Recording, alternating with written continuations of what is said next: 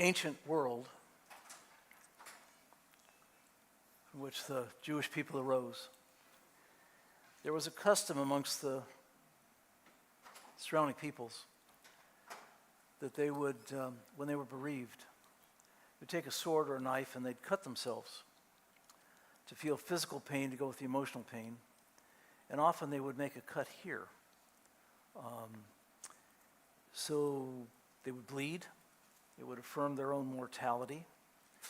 And if people saw them, they would see that mark and they'd know that this was somebody who was freshly bereaved, wouldn't have a lot of emotional reserves, a term I've been using a lot lately.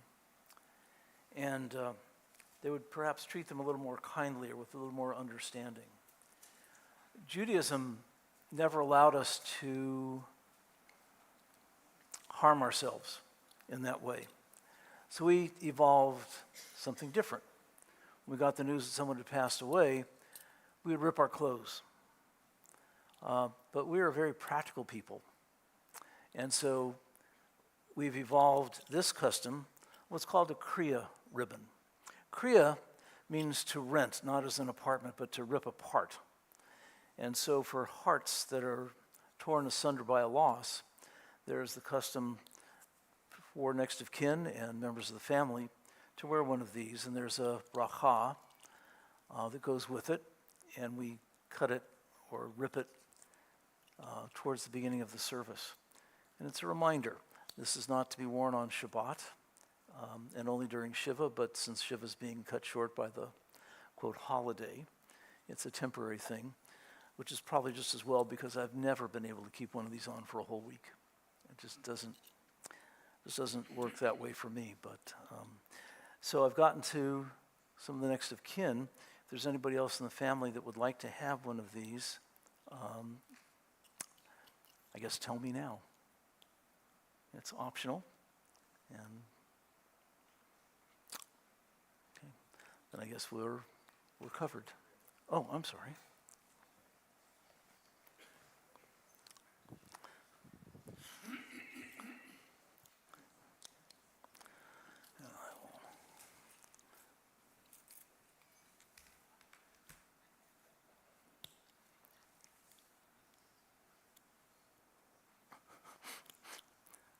Some days it's easier than others. Okay, there we go.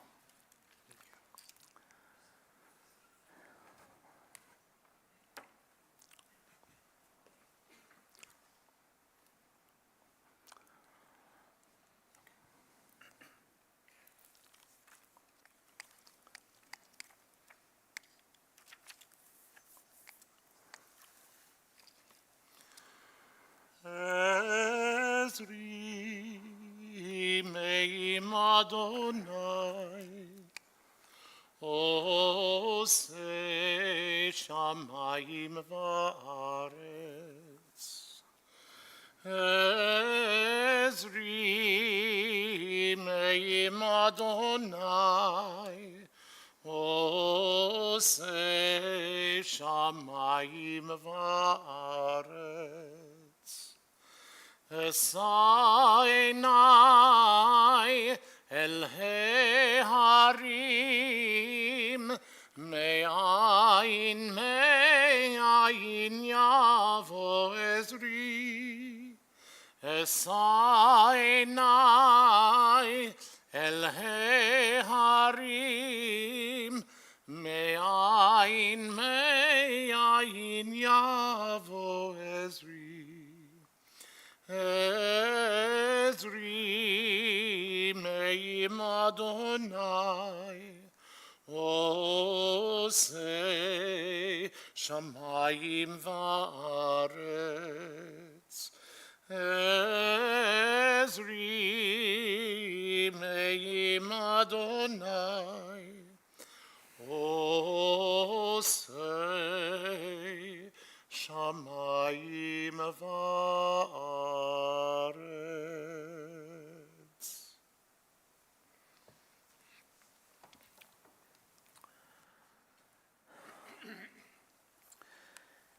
Esa einai el harim. I lift up my eyes to the mountains. What is the source of my help? My help comes from Adonai, maker of heaven and earth. God will not let your foot give way. Your protector will not slumber nor sleep. God is your guardian now. God is your protection at your right hand. The sun will no longer strike you by day, nor the moon by night. God, Malin, will guard you from all harm. God will guard your soul, your coming and your going, now and forever. So, we spoke about Kriya, this renting, this ripping. And that's what happens when we're bereaved. The fabric of our lives is torn. Our hearts feel like they're broken, which they are. And so, if you have a Kriya ribbon now, I'm going to ask you to please rise. And we say, Baruch atah Adonai Eloheinu melech haolam, Dayan ha'emet. Eternal our God, ruler of the universe, you are judge of truth.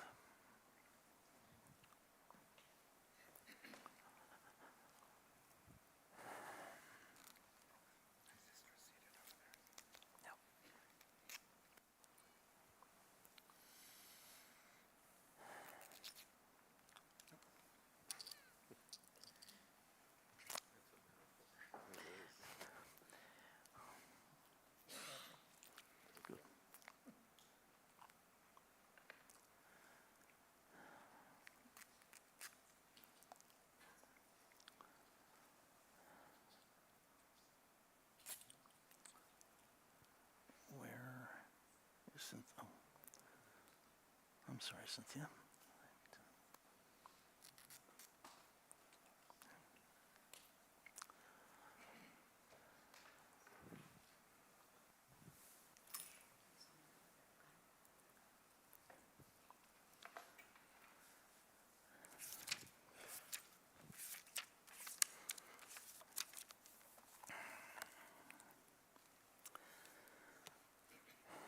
Death has taken our beloved Malin.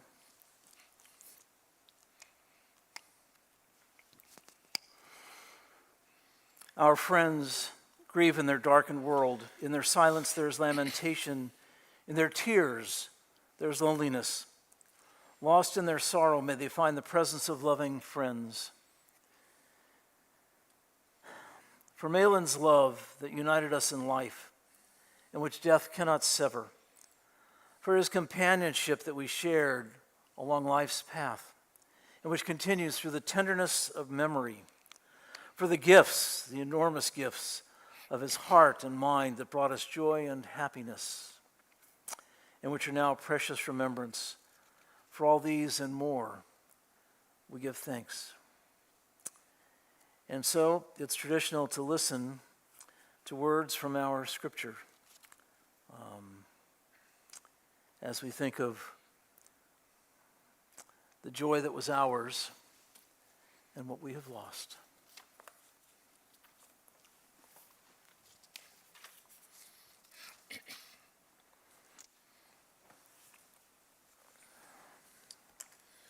In a few moments, we will share in the familiar words of the 23rd Psalm.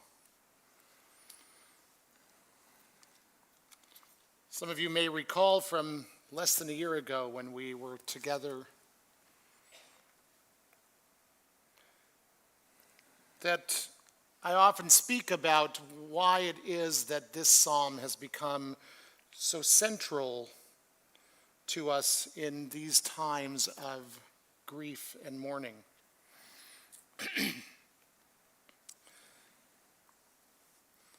Today I wanted to share just a little bit of my reflections on my friend, Malin, and how he embodied the divine and illuminated that divine spark in this world in his actions, in his being,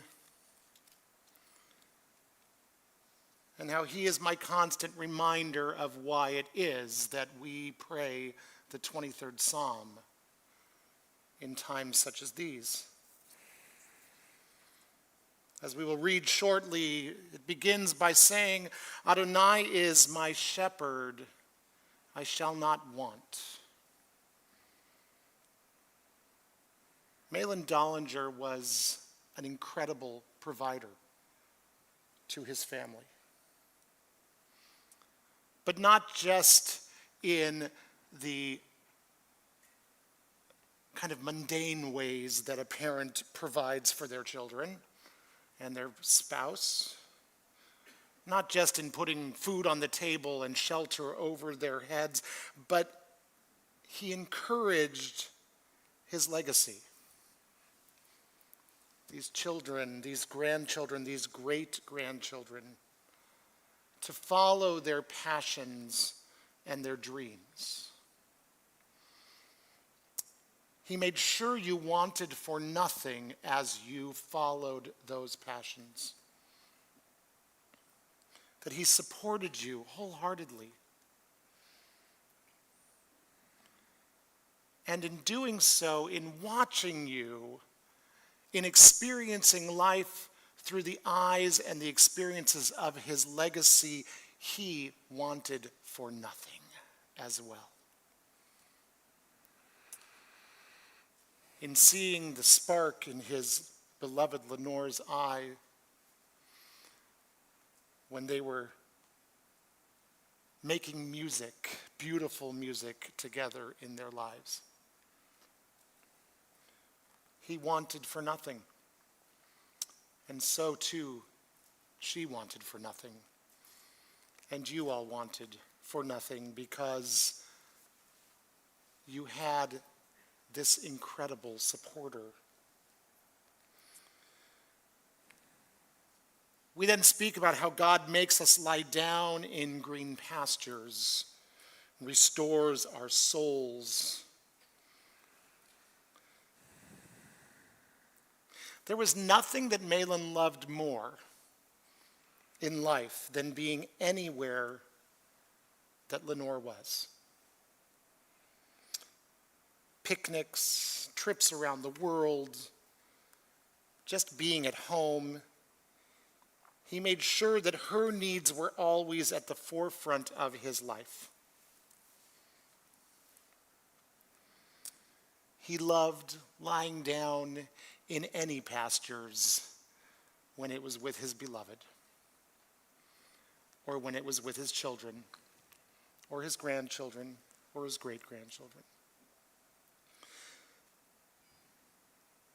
The psalm then continues, God, you guide me in right paths and straight paths for the sake of your name. And while we all know that Malin was perhaps one of the most selfless human beings in all that he did in his life, there were some moments that he chased what he wanted for himself. One such moment that I remember was the story of him chasing after the girl who had been dating his friend across the hall in med school. Roger and Malin had been friends since undergrad at Stanford, if my memory serves me correctly. But that didn't stop Malin from realizing that there was a special spark between him and Lenore. So when the opportunity presented itself, and she was no longer dating his friend Roger, carpe diem. Malin seized the day, and the rest, as they say, is history. Of course, in all that Malin did in his life, he learned from his dad an important lesson that he just shared with me last week when he and I were sitting together. He shared with me that his dad taught him to always do what was right, even if it wasn't popular. That's how he guided his patients, his friends, his children, his grandchildren. He shared with me another story just a few weeks ago. He said, you know, when I started out as a doctor, it wasn't so popular to spend time with your patients. I used to get in a lot of trouble because time was something I didn't care about. Getting from patient to patient to patient, that is. But time with my patients was something I cared deeply about. And in a time when a doctor was supposed to keep his distance professionally, I would sit on their bed.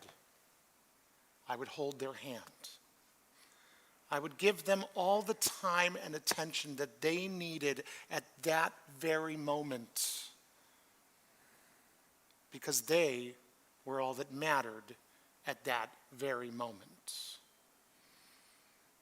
He said my nurses would come in and say, "Doctor, there's another appointment waiting for you." My schedulers didn't like me. Even my colleagues would say to me, "What are you doing?"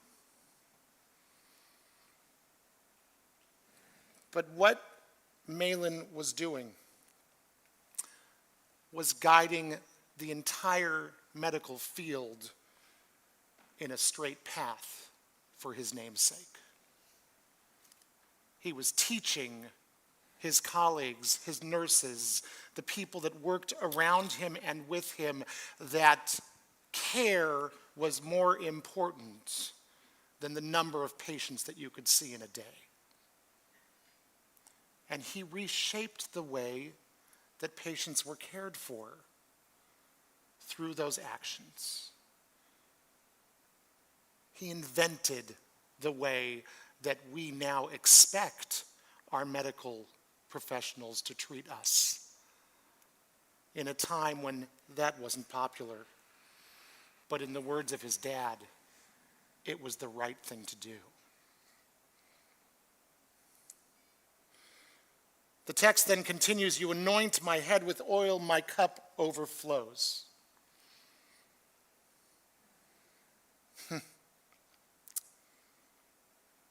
I came home a few weeks ago after visiting Malin, and I looked at my beloved wife and I said, "I've never heard the statement that I just heard from anyone who knew that they were dying." Because Malin looked at me that day and he said, "I've accomplished everything that I needed to accomplish in this life." At that time, there were still 3 things that he hadn't accomplished. He hadn't made it to his 88th birthday. 89th birthday, sorry.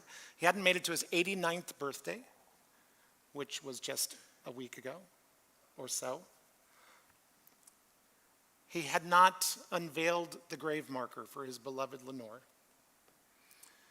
And he hadn't quite finished his memoirs, which he was dictating on a daily basis.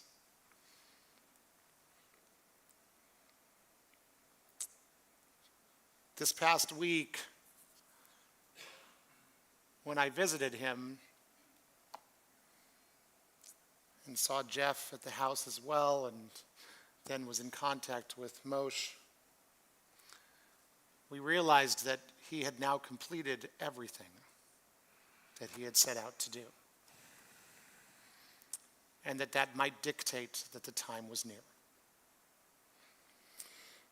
And it certainly was.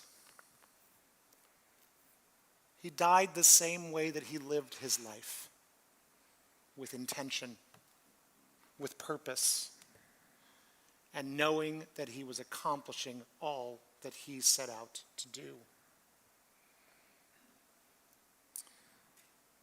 "Though I walk through the valley of the shadow of death, I shall fear no evil, for you are with me."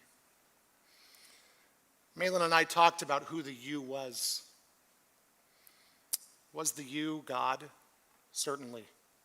There was no doubt in Malin's mind that God was with him on this journey. But there was another you that he knew was waiting for him. And that was his beloved Lenore.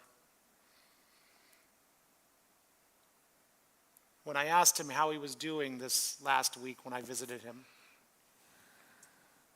he said, "I'm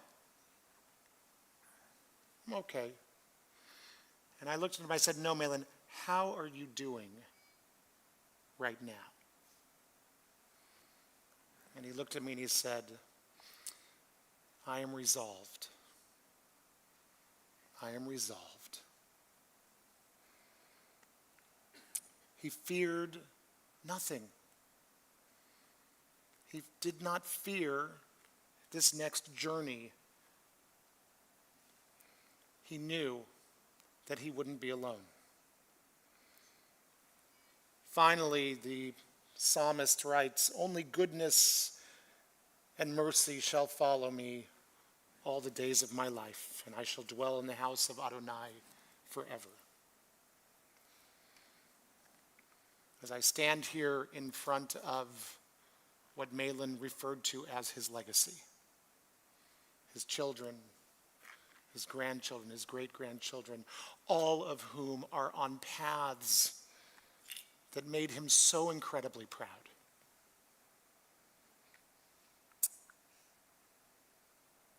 He knew that he was leaving behind goodness and loving kindness for this earth through all of you. Malin, you taught us how to live, and my friend, you taught us how to die. Fulfilled, complete, trusting that there is a power greater than us in this world, and that God was with us. And knowing that the legacy that we leave behind in this world is perhaps the greatest gift that we can be in our lifetimes. Adonai roi lo echsar binode sheyarbitzeni al mei menuchot yenaleni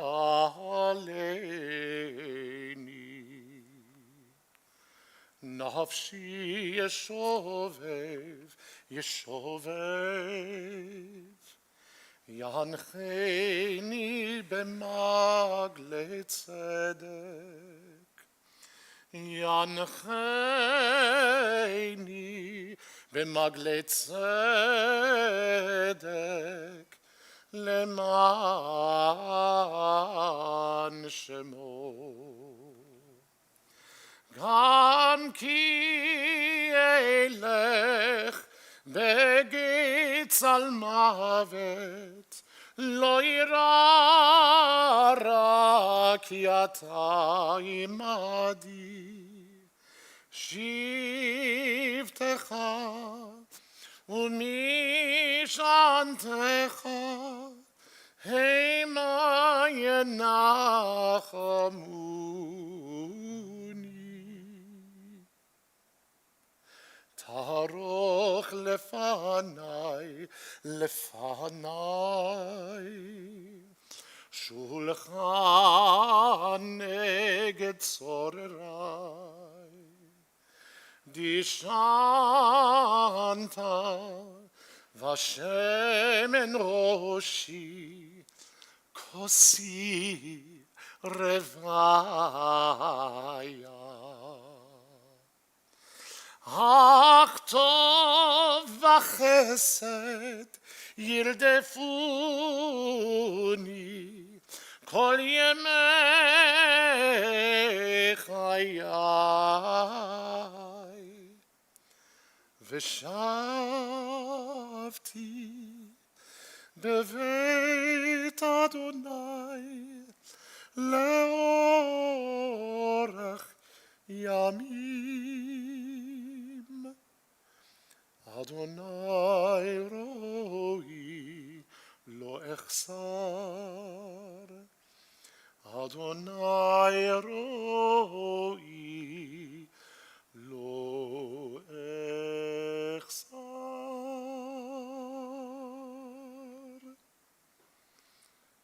the prayer books, the seat backs in front of you, you'll find the text on page 576 if you'd like to join together.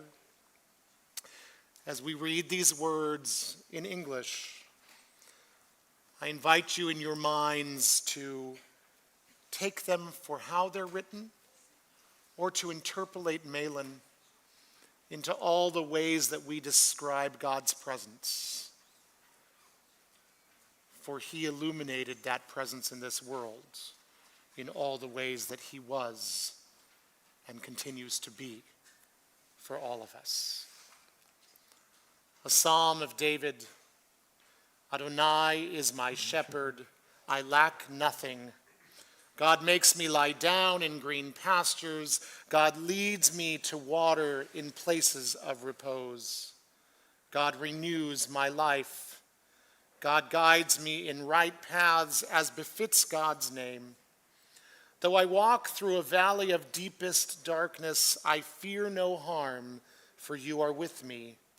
Your rod and your staff, they comfort me.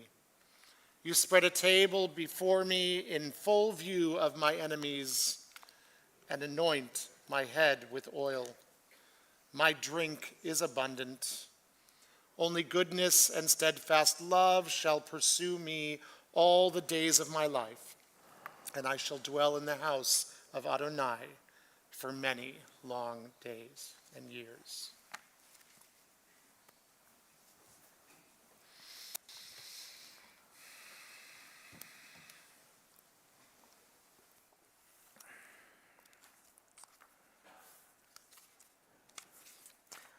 Ecclesiastes, Kohelet in Hebrew, wrote words that have become very familiar to us. For everything, there is a season, a time for every experience under heaven. There's a time to be born and a time to die, a time to plant and a time to uproot what is planted. There's a time to tear down and a time to build up. There's a time to weep, and there will again be a time to laugh. There's a time to grieve and a time to dance. There's a time to throw stones and a time to gather stones together. There's a time to embrace and a time to refrain from embracing, a time to seek, and we know very sadly a time to lose. A time to keep and a time to discard, a time to tear and a time to sow, a time to keep silence and a time to speak. And Kohelet reminded us that the human eye never has its fill of seeing. Whenever we depart this life, it is too soon. There are always some tasks left undone, except perhaps for Malin, who, by sheer dint of human will and force of the soul, stayed as long as he needed to. And we know that birth is a beginning and death is a destination. But life is a journey, a going, a growing from stage to stage. We move from childhood to maturity, from youth to age, from innocence to awareness and ignorance to knowing, from foolishness to discretion, and then perhaps to wisdom. We move from weakness to strength, or strength to weakness, and often back again. From health to sickness, and back we pray to health again. We move from offense to forgiveness, from loneliness to love, from joy to gratitude, from pain to compassion, and grief to understanding. From fear, we can move to faith. From defeat to defeat to defeat, until looking backward or ahead, we see that victory lies not at some high place along the way, but in having made the journey, stage by stage, a sacred pilgrimage. Birth is a beginning, and death is a destination. But life is a journey, a sacred pilgrimage made stage by stage, from birth to death to life everlasting.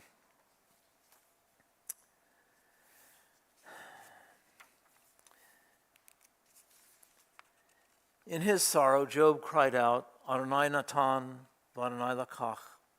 God has given, God has taken away. We are an ancient people. We are well acquainted with grief in the valley of shadows. Death and sorrow are not strangers to us. Yet the centuries have taught us that a good name, Hashem Tov, endures beyond the grave, and there is strength in faith.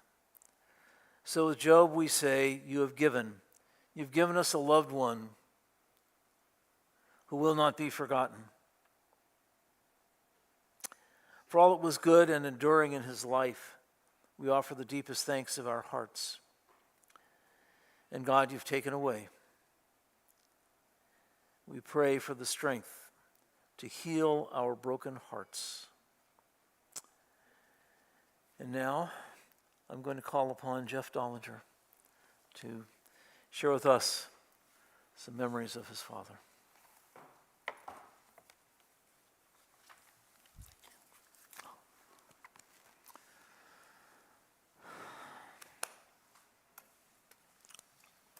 Right.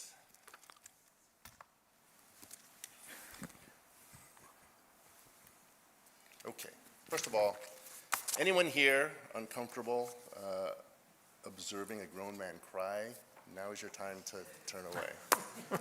I'll do my best.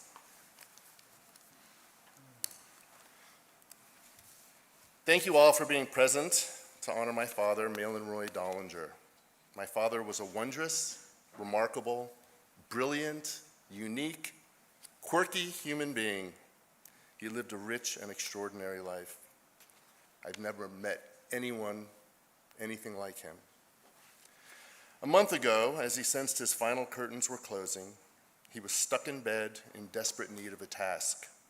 He was a lifelong workaholic with an extraordinary work and production ethic and instinct. So he began his final diary of sorts, chronicling his life story.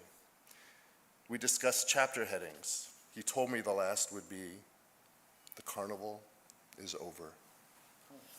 And what an amazing carnival life has been for him. Malin Dollinger was born on October 7, 1935 at Stanford Hospital in San Francisco.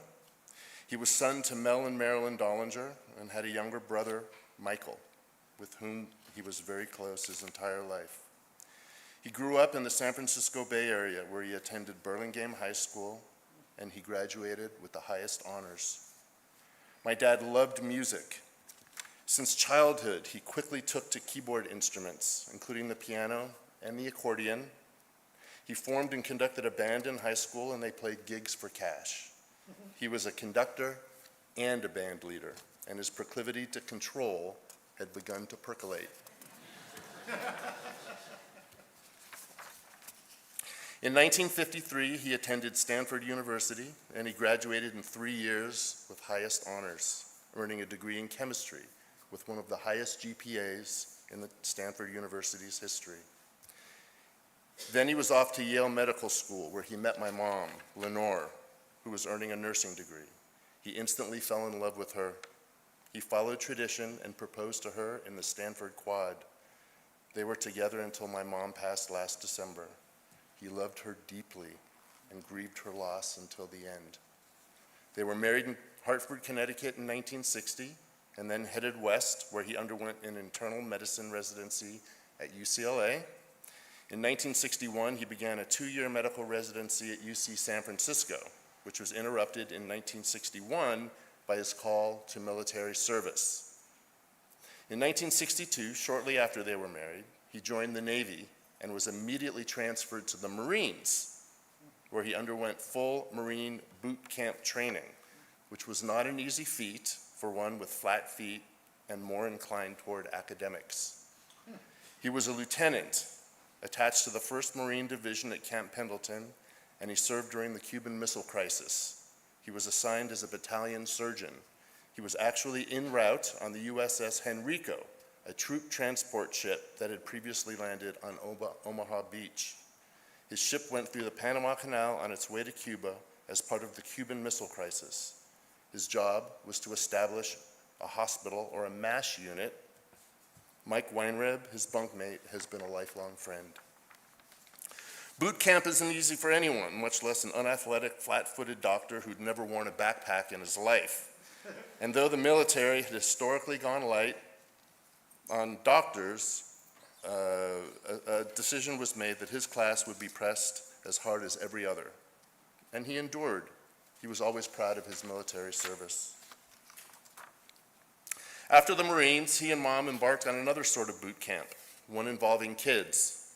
My parents, having been told that they were not able to have their own children, adopted me in 1963, and lo and behold, conception occurred, and Mark quickly followed. Apparently, things were working just fine. Around that time, Dad was accepted to be one of 3 fellows at Sloan Kettering in New York City, the world's finest cancer institute. While in New York, they were told again they would not be able to conceive a child, so they adopted my sister Debbie. And thereafter, Cynthia followed. Again, working just fine. Malin Dollinger could never sit still. He was a constant achiever, a doer, a workaholic. When we lived in Manhattan, we would frequently travel to Connecticut to visit my mom's parents. My dad had no patience for playing cards, so while pinochle was being played in my bubby's kitchen, my father was downstairs in the basement building an incredible HO train set. As a 6-year-old, I remember the magical wonderland of trains and cars on an elevated platform. It was enormous. There were mountains and plains, cities and prairies, and the trains ran on schedule. It was magical, it was whimsical, and it was really fun. Following a short stint with an oncology tumor practice in Pasadena, in 1970, we moved to Palos Verdes, where he became director of oncology at Harbor General Hospital, UCLA. In between 1972 and 1995, he worked with Cancer Care Associates in Torrance. Dad saw thousands of patients. He was elected chief of staff of South Bay Hospital, and he actively cured cancer in this community. I remember my father explaining to me once that diagnosing cancer was the easy part. The challenge was explaining to his patients how their lives were going to change in the coming weeks or years. So very early on, he removed his desk from his office and he replaced it with a couch where he could sit without the protective formality of a desk and humanely and empathetically address their greatest fears. He was a fierce champion for all his patients. In the final days of his life, he was perusing 9 huge binders, which he had kept. He kept every letter, every note, every expression of appreciation, of gratitude, of just wonder at how wonderful he was as either their doctor or their child's doctor or their husband's doctor. And it's really incredible to go through these. You really get a sense as to the incredible impact he made in the lives of so many people. Growing up, when people learned I was a Dollinger, they would stop me and ask me if my father was Dr. Dollinger. And following my proud affirmation, I would hear stories of the wonderful, empathetic treatment he provided them or a family member. This happened all the time. So, my father had a genetic disorder called hereditary spastic paraplegia. It didn't appear in him until he was in his 50s, later in life. That condition hastened his departure from medical practice, since he could no longer lean over his patients to diagnose. As a paraplegic, where most others would wither in self-pity, he saw more opportunities to innovate and create. He created ADA features in every aspect of his life: pulleys, handrails, bars, electric carts, whatever it would take. He would zip around in one of his electric scooters. I mean, good luck keeping up with him if you're sharing a sidewalk, right? Because Dad was just gone. Although he was a constant critic, and this is interesting, and I saw this a lot. I was actually very close to him on these issues. He was a constant critic of society's chronic failure to adequately address ADA concerns, and he would let people know about it. He would send letters and pictures, and this is how you need to do it, and you're not adequately following the law, much less respecting the need for your disabled customers or patrons or friends to succeed. He never once complained about his own condition. He never presented as a victim.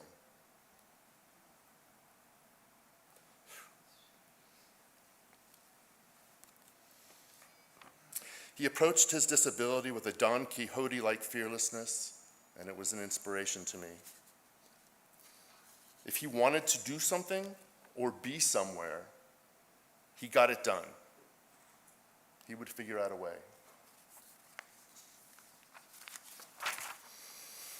In his next chapter, he harnessed the firepower of his extraordinary credentials into a nationwide medical legal practice.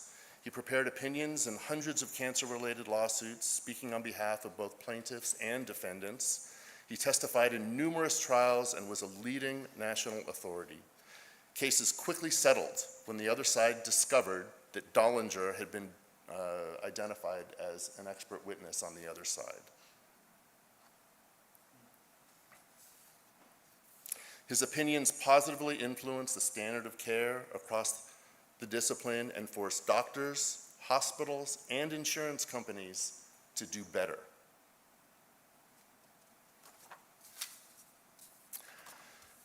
The circus, or the carnival, as my dad put it, in which my father thrived, was best imagined, or is best understood, I think, by his complete embracement of a very quirky passion. Dad was a musician, a carpenter, an electrician, and an extreme hobbyist. Those passions culminated into a massive hobby project. Shortly after moving to Palos Verdes, he installed a 4-manual Wurlitzer pipe organ in his home. And this thing was a beast. For anyone not familiar, theater organs were developed in the 1920s to accompany silent movies.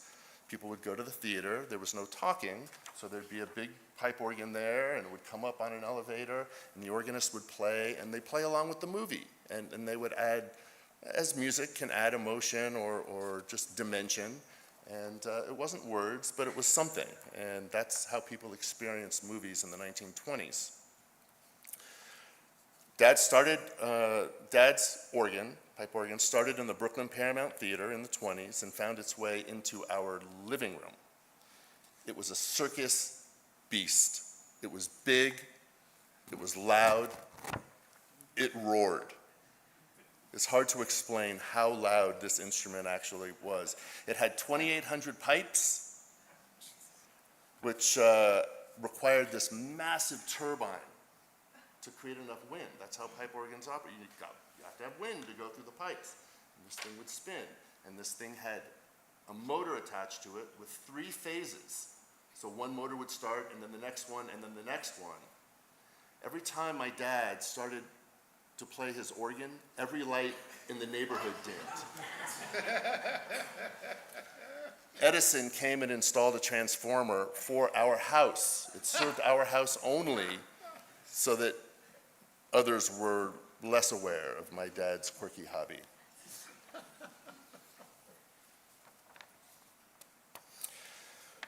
He hosted parties, he showed silent movies. On Christmas Eve, he would open all the windows, and our quiet little seaside town would be basked with holiday music.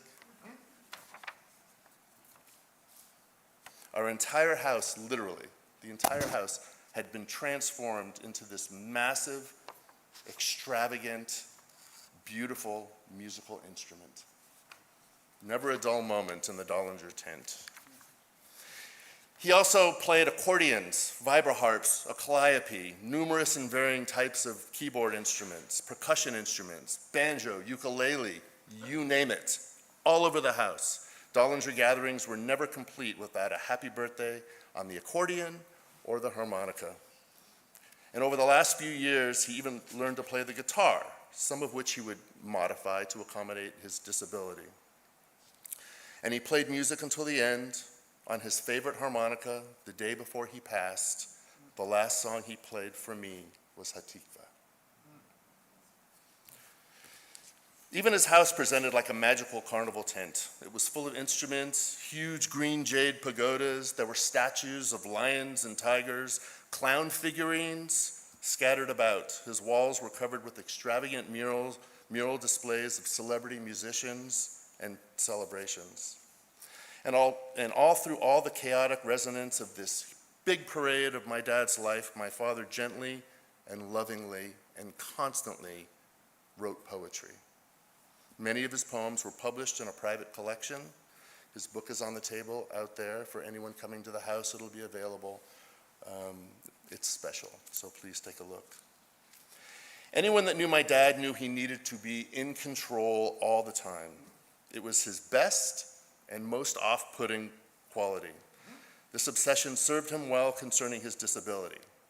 He surrounded himself with every contraption, mechanism imaginable that could improve his mobility. He owned 2 handicap vans, 10 different wheelchairs or scooters. The house was designed for the purpose, with ramps, widened doors. Everywhere you turn, there'd be a bar for him to grab or whatever he needed. Where his body failed, his mind and his ingenuity prevailed.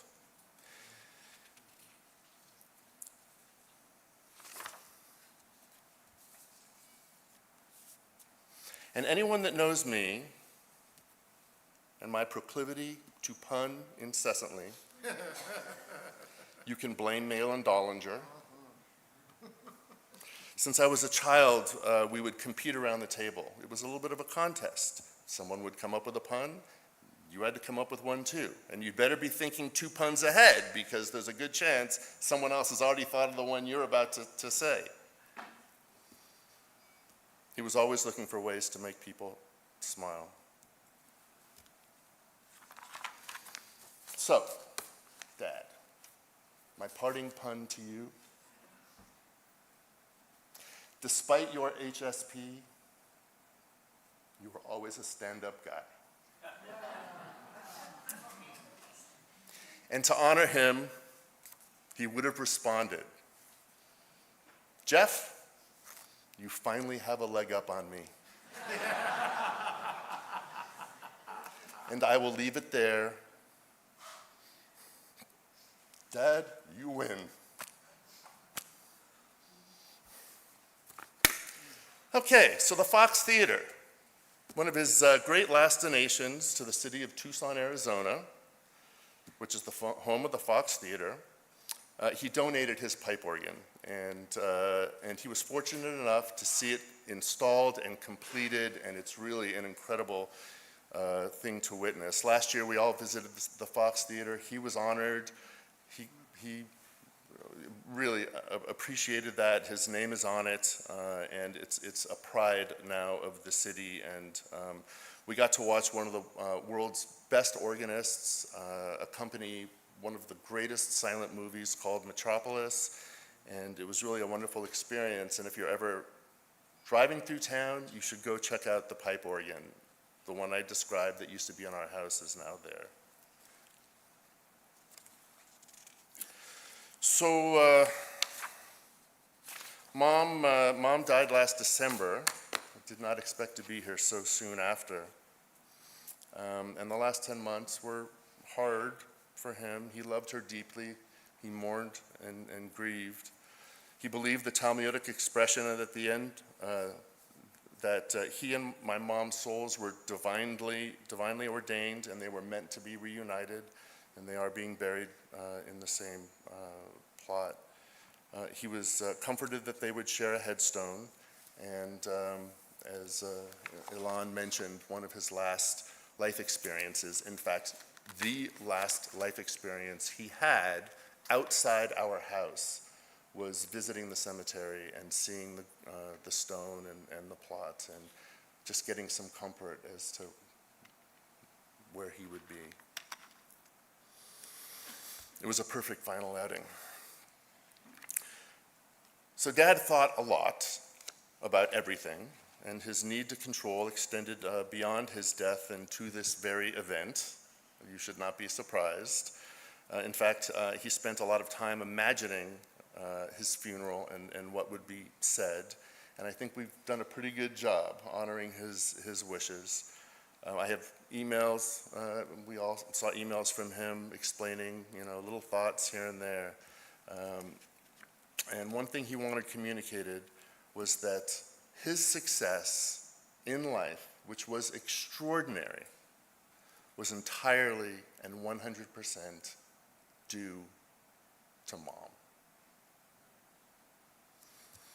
She gave him unlimited support, guidance, love, understanding, and there's a tribute to her in his poetry book, so please take a look. Okay. Over the last few months, Dad has been extremely appreciative, if not effusive, about how much he loved friends and family. I heard the word love come out of his mouth so many times. His brother Michael and Carol recently moved down from the Bay Area, and they came and visited frequently, and that meant so much to him. I know it did. Other family and friends also made a profound difference in the quality of his last stage of life. Renee, his Yale Medical School classmate Albert, friends Ed, Jack, Mike Weinreb, Mike Lacey, Jeff Wolf, thank you so much. Rabbi Marv and Ilan, thank you. You were there. He knew it. He felt it. You were more than just clergy. You were friends. You were family. Love you guys. And all the friends and family that have sent notes of love and best wishes, I promise you, he heard every one of them. He felt the gesture. Thank you, thank you. And of course, the super team of doctors, assistants, caretakers. Dr. Legrilius, he respected and appreciated your guidance very much. Lucy, his personal assistant, thank you for all the kindness and support. You made a huge difference in his life when it mattered most. And we are extremely grateful to his wonderful caretakers. Mo, who cared for my mom before Dad and cared for them both to the very end. They both loved you. Thank you. Honoria, you are loving and kind. Van, who was quickly becoming family, boy, he felt comfortable when you were there. He felt safe. Van is large and strong, and he basically became my dad's back and arms and legs, and you made him a Superman. Thank you. And Malin, who gracefully navigated difficult waters during his decline. And of course, we couldn't have gotten through it without the love and support of all the grandkids. He felt your love. He knew it was a blessing having you around.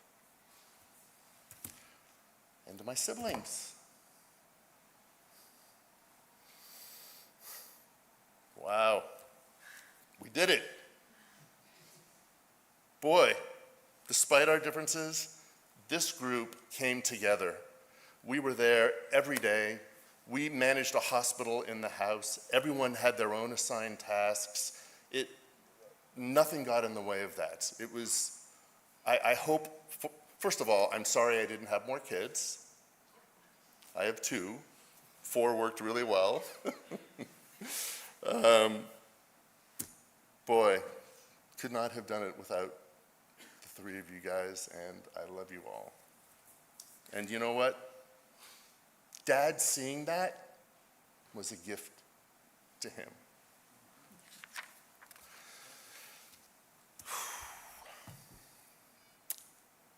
Dad, ooh, this is going to be the hard one. Your life was a beautiful circus. Model trains, pipe organs, calliopes, feats of intellectual strength fighting cancer, poetry, music, harmonicas, operas, musicals, guitars, family, book publishings, world travels, constant celebration after celebration. You orchestrated and commanded over so many magical moments, and all the while, as the mystical clouds swirled, you wrestled away your disability, and you valiantly fought for people's lives against the cancer villain, making impossible dreams come true. You were a real-life Don Quixote. You were a wonderful master of ceremonies, the ultimate ringmaster. And although the carnival is over, its rich, beautiful, resounding echo remains forever.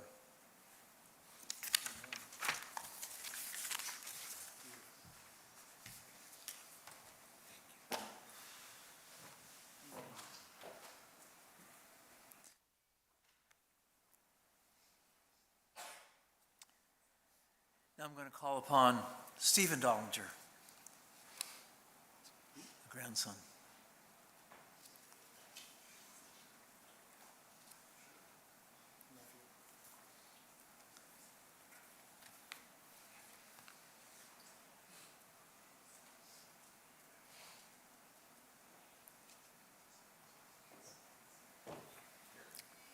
Either one. This one's good.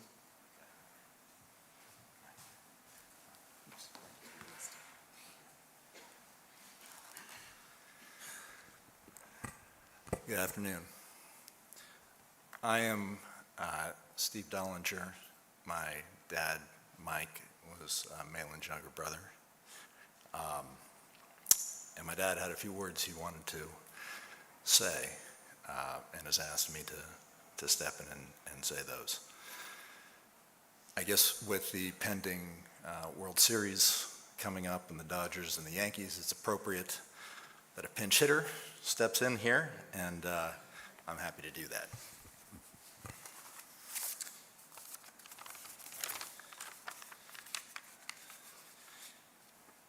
His words, but it is my honor. When I was born, my older brother Malin was nearly 7. He was always my big brother, but we rarely interacted that much because he was so much older. I went to Stanford when I was 11. Following 3 years at Stanford, he went to Yale Medical School. I was best man at the wedding of he and Lenore as he graduated. We became closer as we lived in the same area and had children of similar ages. He was always a great source of medical information, supplied to me with long explanations of what I might have and how to treat it. At times, his information was invaluable. A year or so ago, while evaluating his life, he told me that maybe he should have stayed at Sloan Kettering in New York and done research instead of going into practice. I said to him the answer was in the letters. He looked at me questioningly. I said, look at the pile of letters on your desk, several feet long, from your patients, their spouses and children and friends, all thanking you for being there when they needed you most. Their thanks was not just for your great medical ability, but for your personal caring, the emotional support you provided, regardless of the outcome. You have made a positive difference in so many lives. I remember New Year's Eve, some 25 years ago. I can see you're getting emotional, Dad, so it's probably good that I'm up here doing the reading. I remember New Year's Eve, some 25 years ago, when he and Lenore and Carol and I went to dinner and were sitting in a restaurant around 11:30, waiting for the celebration to begin. Suddenly his pager went off, and he excused himself from the table. When he returned, he asked me to take care of Lenore. He had a patient who was dying at the hospital, and that he had to go and be with the family. When he finally came home around 3 a.m., he was visibly shaken because of the loss. He really cared about his patients as human beings. So many people are grateful, as am I, for the type of person he was. I'll just make one other comment. My uncle said something to me years ago that always stuck with me. And he was talking about his relationship with Lenore, and I had not been as successful in identifying my lifelong partner as Malin had been. And he said, you know, you don't pick the person that you can be with, you pick the person that you can't be without. And as a 58-year-old single guy, I'm still looking for her. It's not easy. Anyway.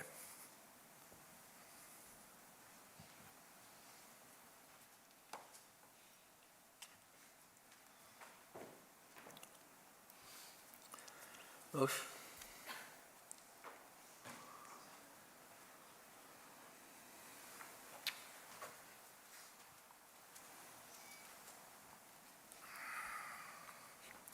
I learned how to pronounce the word oncologist very early in life, though I didn't know what it meant. When I learned that an oncologist was a cancer doctor, I still didn't know what that meant, nor why the word evinced the strong reactions that it did. I knew that when I told people my dad was an oncologist, they responded in one of two ways. They flinched a bit and showed how difficult that must be, or they offered warm, effusive praise for Dad's life's work. Only in my teenage years did I get a fuller understanding of what Dad did each and every day of his life. Curious, and this was early on in his career, I asked how many of his patients would die. Technically, he said every single one, because he only received the cases that were terminal. 10% of the time, Dad told me he would be able to cure the cancer because those were the cases of misdiagnosis. With his pancreatic cancer diagnosis last spring, he took himself on this, his last journey as an oncologist, receiving treatment in the Torrance Memorial Cancer Ward that he created more than a generation ago. Growing up, when we talked about his approach to cancer care, he affirmed that his job all too often was not about cure, but instead was about prolonging life as long and comfortably as possible. With this simple professional and personal mission, Dad revealed so much about who he was, how he oriented the world, and what we as kids needed to learn. First, we learned that life ends, a lesson that most of the other kids on the block were not internalizing in their youth. Dad understood and appreciated the totality of life because he was surrounded by death. For most people, it was a subject they just didn't engage. For Dad, and by extension to us, it was normalized. Dr. Dollinger, as we so often heard our dad referenced, taught us that it is healthy to contemplate our own demise, that we can actually enrich our lived experience through his oncology work with people who will not survive. I can count the number of people, my peers here in the South Bay, and Dave, who just approached me as we walked in today, who, upon hearing my last name, share their story about Dad's care for their grandparents or parent or even sibling.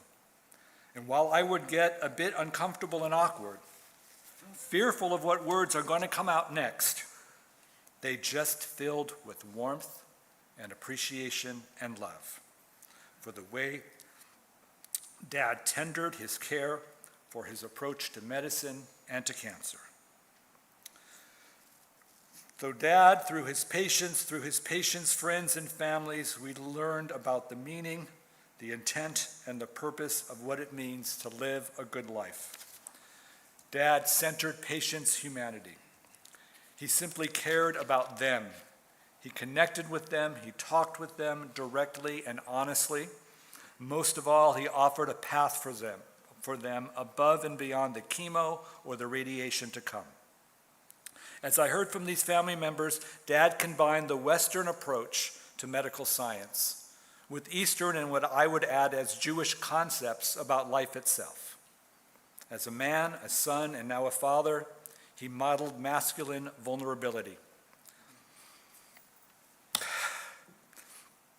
Unafraid of emotions and willing to cry. His patients knew Dad was special, that he cared deeply, and that he was there as their guide far beyond diagnosis and treatment plans. Dad taught us about the process his patients went through as they made the treatment decisions they did, as they made their bucket lists, as they recounted their lives and its meanings.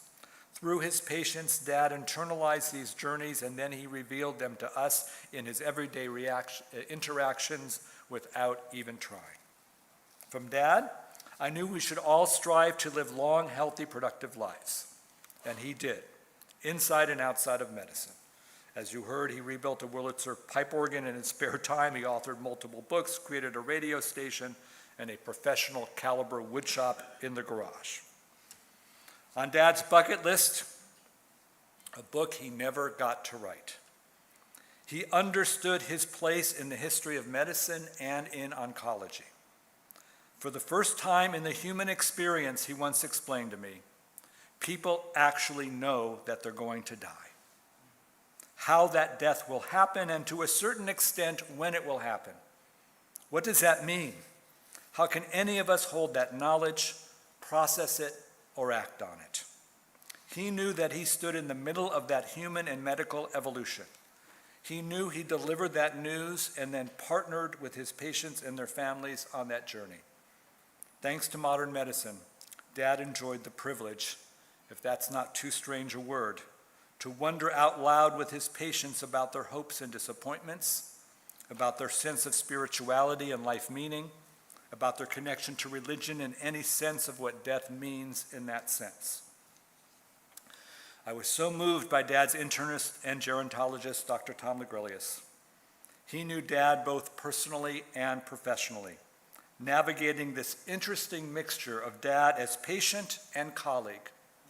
At times, Dr. Legrelius conducted an exam, asked questions, and made diagnoses. At others, he conversed with Dad, getting his opinion on what's next.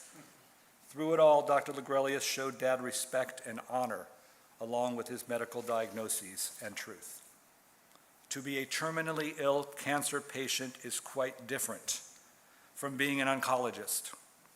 His liminality, his membership in both groups animated so much of the last months. How odd to have Dad's oncologist enter the room with the latest updates, only to have Dad challenge him on any number of medical decisions that none of us kids could understand. Yet Dad also understood the bad news when it came, because he had done this more than 1,000 times in his career. He received his health news and processed it from both places, patient and oncologist simultaneously. Which brings us to the Whipple, a complex and risky surgery for pancreatic cancer. Dad wanted it, even as he and every one of his friends in the medical community knew could very well be fatal. As the four of us challenged him on making such a decision, he was crystal clear. He was a fighter. He was fighting this. There's only as he said to us, one way to get the cancer out of his body, and that surgery was it. And here I hold such appreciation and respect and love for my dad's openness about the subject of death. He spoke about it freely, and that opened the door for me to do the same. Dad, I said, we could very well die on the table. His answer, I'll never know. He was right. As physician, he understood. Now, as patient, he acted on it. We brought in Dr. Legrillius, and he was clear. He said to us, Dr. Osler gets what Dr. Osler wants, who, of course, is Dr. Osler. A quick Google search revealed he was widely regarded as the world's most important and influential physician. He was the one who invented medical school curriculum, the clinical approach to learning the craft. What does this have to do with Dad, I asked, and Dr. Legrillius responded without skipping a beat. Your dad is Dr. Osler. That took my breath away. For a few moments, I had no words. I saw my dad reflected through the eyes of his physician colleague, and I felt what a career of cancer care in the South Bay meant for him at this, his most vulnerable moment. It turns out in modern medicine, when very risky patients such as Dad can harm a hospital's rankings, Dr. Osler doesn't always get what he wants. Dad didn't get the Whipple, nor did he get chemo or radiation. He got whatever time he had left. He got what he guided his patients through time and again. And boy, did he fight. I think we thought we were going to lose him 3 distinct times. And he kept fighting back and coming back. As physician, he knew there wasn't hope. As patient and as Malin Dollinger, he pushed forward through it all. At one point, wanting to get a sense of how we could support him best, we asked him what he wanted. His response, without hesitation, a single word, magic. He wanted magic. He wanted to be a magician who could just make that cancer go away. But even with our own version of Dr. Osler, there was no magic. Just the sheer determination of a man who spent 89 years achieving extraordinary things. Over the weeks and months, he came to focus, as you heard, on 3 goals. First, he wanted to celebrate his birthday on October 7th of all days, and he did. With support from our inspiring caregivers, we got him a wheelchair, rolled him into the dining room, brought out a massive chocolate cake, and surrounded by a small group of family and friends, sang to him, what a blessing and a gift. Second, he wanted to say Kaddish for Mom at her gravesite after her headstone had been completed. Exactly 10 days ago, Cynthia arranged medical transport because that's the only way this could happen, and we brought him to the place we were about to go ourselves soon. Surrounded by his kids and grandkids, the patriarch of our family wearing this very kippah, wrapped in a talit, recited mourner's Kaddish for Mom. It freaked me out because they will be buried side by side. He was also staring at his own name on that headstone with the death year yet to be added. I can't imagine ever doing that. But yet, when you've lived the life of service that Dad did, it's an almost natural thing. Third, he just wanted to finish dictating his life story to Lucy to get those words so all of us would know about him. And just 2 days later, the hospice nurse told us what we all knew and understood. Dad had done all that he wanted and was beginning to let go. It took just days. He understood that he was not a magician, and that he, like so many of his patients, needed to begin the end of their lives. In Jewish tradition, the greatest mitzvah we can perform is to care for the deceased because they are unable to offer appreciation. In the most selfless act, we are committed and commanded to guard the body from the moment of death until the moment of burial. It is holy, sacred, and intense. It is something my rabbi, Michael Lizak, who I'm staring at right now, taught me years ago, that we can be lifted when we get close, physically close to a body. With my mom, it brought intense anxiety and fear seeing firsthand that she had died, and knowing that discomfort is a big reason for that commandment so that our grief and our healing can get started. I was up north when Mom died, so when Dad died Monday night and I was here, I wanted to be a shomer, a guard, a guardian for Dad. I sat next to him for what turned out to be 3 hours as we went through all one does before a body can be removed. And during that time, I felt peace and calm and love and appreciation for him. I was not afraid to look at his body because he taught me from before I ever even knew that I was learning that death is a part of life. I felt with my entire soul the sanctity of that moment, its pain, and the gift that my dad gave to me preparing for this. My daughter Rivi texted me with a special request. From Bubby, my mom, she learned of a Jewish spiritual practice of placing a white piece of fabric next to the head to ease the exiting of the soul and its journey to the heavens. I went and found a white cloth, placed it by his head, and imagined his reunion now with Mom. For years, Dad and I would lunch together and talk about the meaning of life. I stand here right now at this moment knowing that I got to talk with him about life and death, its meaning, and how each of us process it. What a blessing and a gift that is. Our patriarch is gone. The four of us, even in middle age, feel the pain of the loss of our last parent. And it was our dad, Dr. Malin Dollinger, who through his lived experience prepared us for this very moment, even as he knew and we knew that he would not get to be here for it. Thank you, Dad, for gifting us an approach to living and to dying, for living that approach these last few months, and for helping us mourn and grieve your loss. We love you. Give Mom a really big hug from all of us. May your memories be a blessing to all.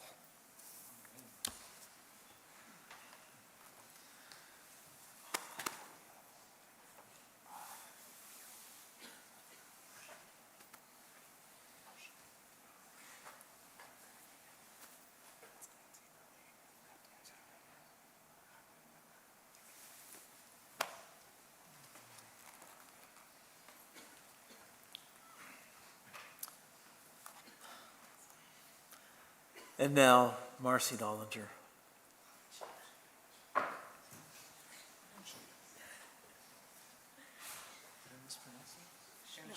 And Shayna. Oh, and Marcy Shayna. and Oh.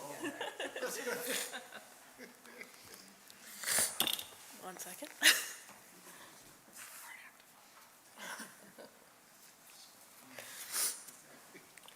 I was lucky to call Malin Zadie, and one of the greatest gifts that he gave us was this book of poetry. So my mom and I thought we would read from it. The title page says, "Life is a journey, poetry and prose, reflecting the beginnings, the endings, and how we progress from one to the other. By Malin Roy Dollinger, MD, about my life. Of course, about your life as well." On purpose. Life has a purpose: to be, not to have been. To see your loved one smile back. To draw the flourish at writing's end. To wonder what is new and next and possible. To forget the pain and the anguish. To be recognized for a job well tried, even if not well done. Belief in oneself, even if others do not. To love without rules or requirements. To remember the promise Dulcinea once made and keeps making. To listen to her message.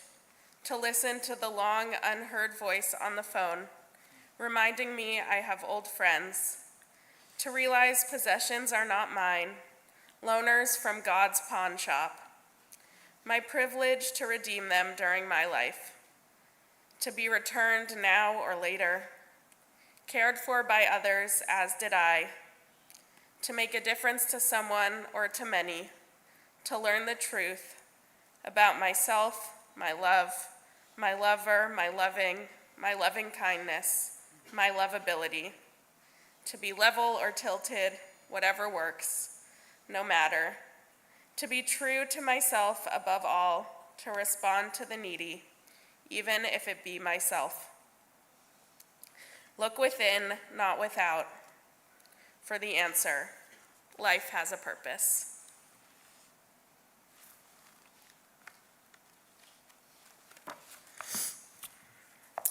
And I had the privilege of calling him Dad D.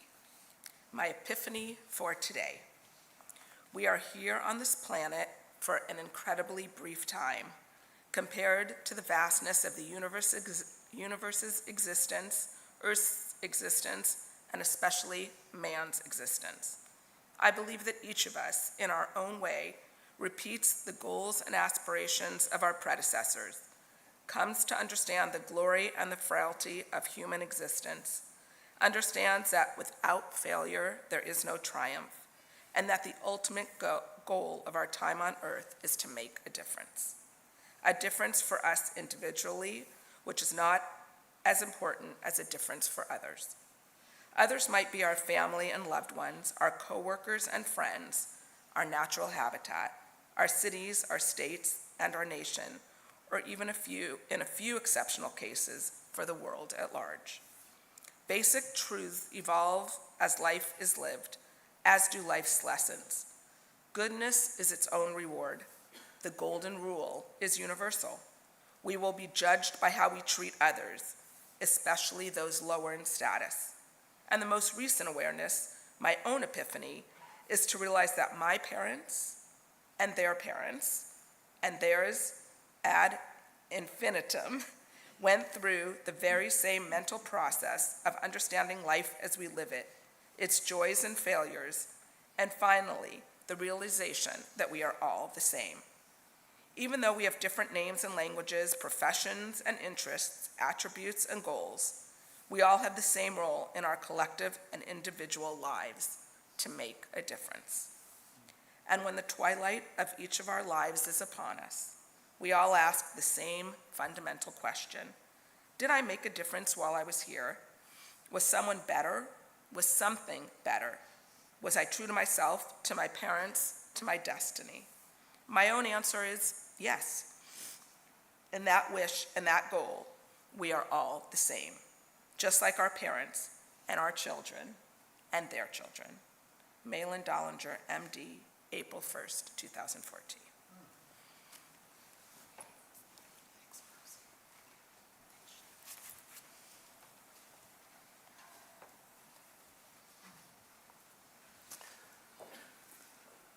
And now, Mimi Hudson.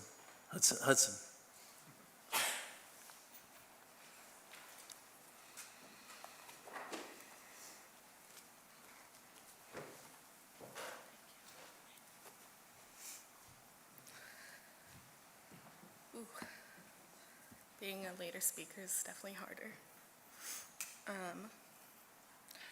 Zadie. My Bubby and Zadie were pillars in my life. I can confidently say I would not be the person I am today without both of them. Being their granddaughter is something I am so proud to be. Many of you know, if you know me, that Zadie was my life's inspiration. I decided to pursue medicine because of him. When I got into medical school, I was lucky enough to be able to tell him as one of the first people I told, and his response was, "Thank you." I was so confused why he would thank me when I was trying to thank him for all that he did to inspire me, but that just goes to show the type of person that my grandfather was. Zadie always made me laugh. He never stopped telling jokes. even when I didn't get them because of how smart he was. Zadie always made a point to tell me he loved me, and even in the end, when I went to go visit him for the final times, I asked him if there was anything I could do to help him, anything at all. And he said, "You love me, and that's all I could ask for." Zadie's favorite quote, which I asked him about often, was one from his father, 6 times 1 is 6. When I asked him about the meaning, he told me, "You can do anything if you start from the basics." And I carry that with me to this day. I work in clinical oncology because of my grandfather, and I get to speak through patients, and through seeing those patients, I feel Zadie through me. And I get to tell cancer patients 6 times 1 is 6. If you start from the basics, you can keep going. Any obstacle I face, I remember my Zadie telling me that anything can be accomplished as long as you take it one step at a time, and I quote, "Never forget anything." That second part is a little harder, but I know one thing I will never forget is how much I loved and admired Zadie. Zadie constantly told me, "As long as you are remembered, you will live forever." And I know that I will never forget my grandfather. My Zadie and I bonded over science and medicine. In fact, I will never forget Einstein's theory of relativity, which Zadie is E equals mc squared, one last time. So please appease me while I give a little science lesson. The laws of thermodynamics teach us that energy cannot be created or destroyed. This means that all the energy in the universe stays in the universe. All the energy Zadie used to save lives, make jokes, laugh, and love is still here. So if nothing else is certain, the laws of thermodynamics teach us that all of Zadie's amazing energy is still here, and that brings me comfort, and I hope it brings you all some as well.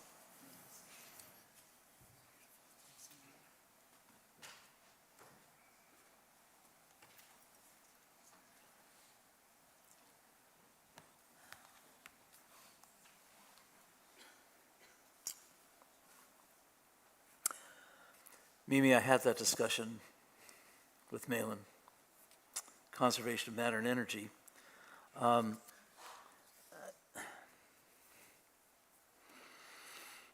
It wasn't my privilege to know Malin as long as many of you, but the depth and intensity was certainly there. To be accepted not just as rabbi, but as his friend. That was a two-way street, for sure. He would ask me, "Do you know for what Albert Einstein was awarded the Nobel Prize?" Fortunately, I did.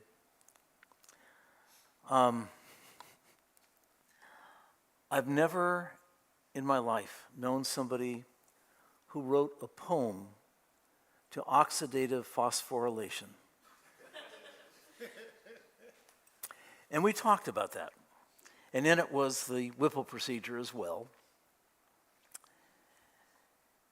And recently, on a visit, I noticed there was a book amongst a lot of other books on a table.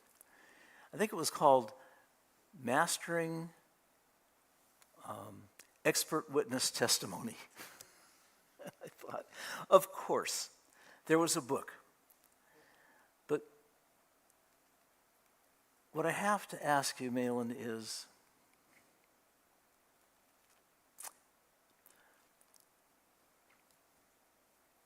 would you know my name if I saw you in heaven? And we talked about what form the soul might take when it leaves the body. We talked about what it meant in Jewish tradition when it says, when a soul is created, God splits it into two, and they each become a human being. And we spend a good part of our existence trying to find that other half. And if we're fortunate enough to do that, and the halves unite, it's said that a light goes forth from that soul that's become whole again, and it rises up to illuminate the very vault of heaven. Malin, each time that we met, and you were so gracious to have my wife come along as well and be part of that. That light was visible. Not just when you talked about Lenore and the possibility you might see her again, but in what you did and the way you did it, with generosity of spirit and giving. And oh yes, there didn't seem to be any limits on our conversations. And Malin, you were such a force of nature. I've known for a long time that people can live longer than they should if they will it, and they can die when they're ready. And Malin, you proved that again. True to yourself, true to what you believed, true to giving. And I will carry with me forever the gift of having known you and the ability to call you my friend.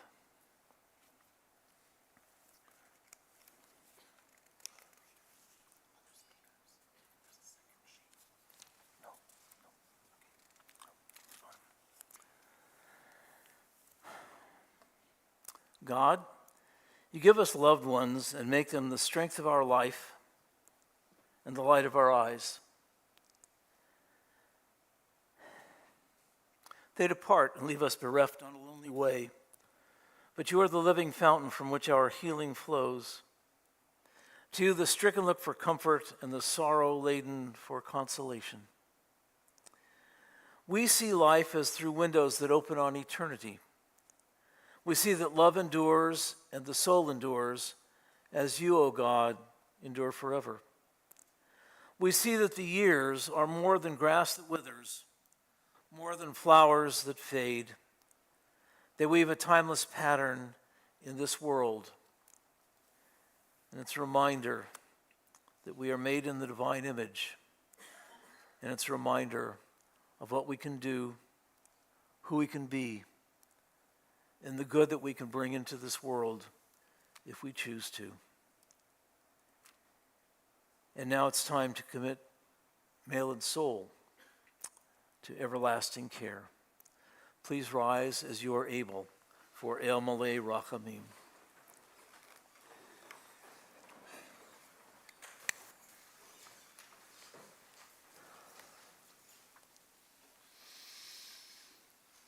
El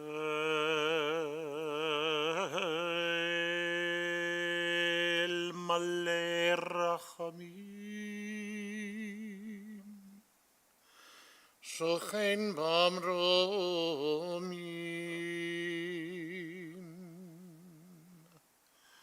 Hamtzei Menucha Nechona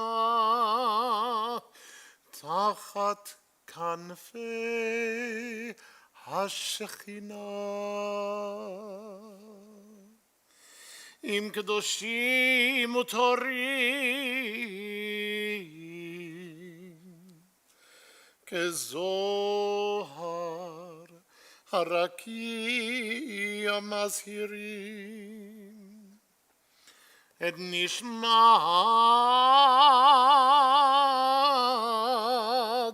Mordechai Ben Melech Shalach Leolamo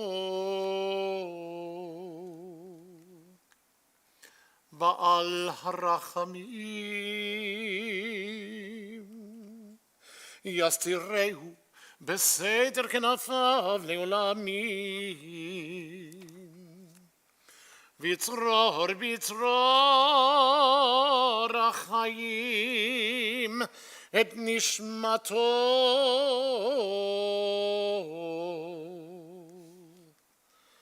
Adonai Unachalato V'yanuach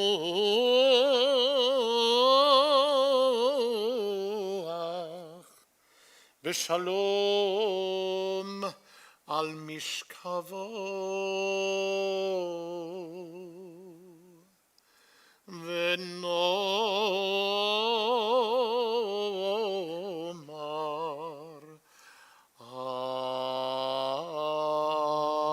Amen.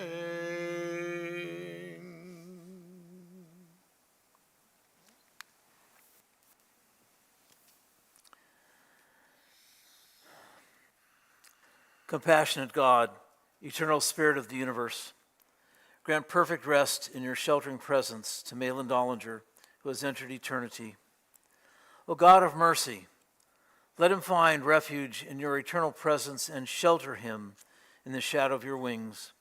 And let his soul be bound up in the bond of everlasting life. God is now your inheritance. May you rest in peace. And let us say, Amen.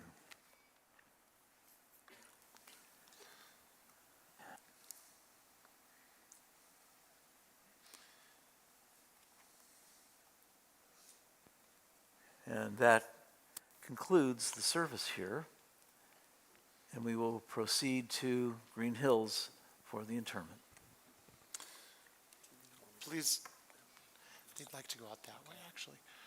If you are a pallbearer or an honorary pallbearer, we'd like to invite you to come forward at this time. Once we have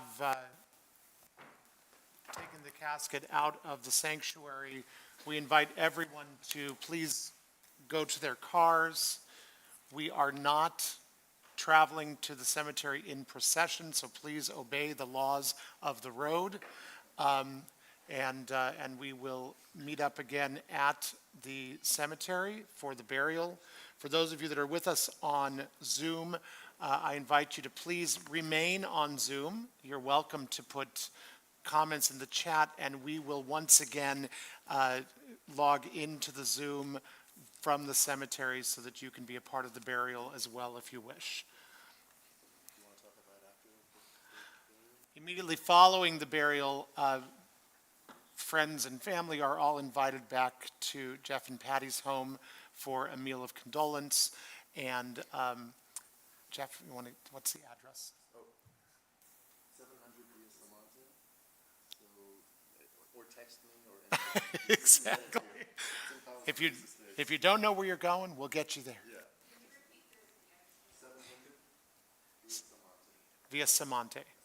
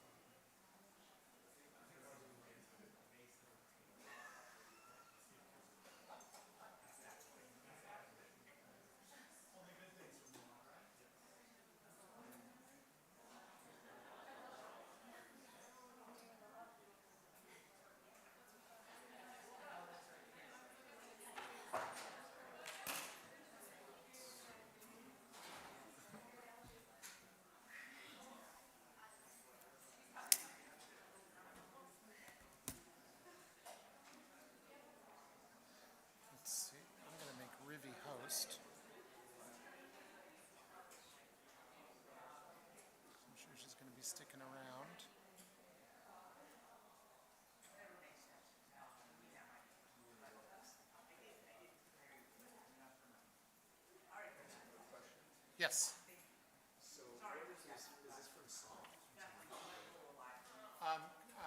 It's actually from Isaiah, if I'm not mistaken.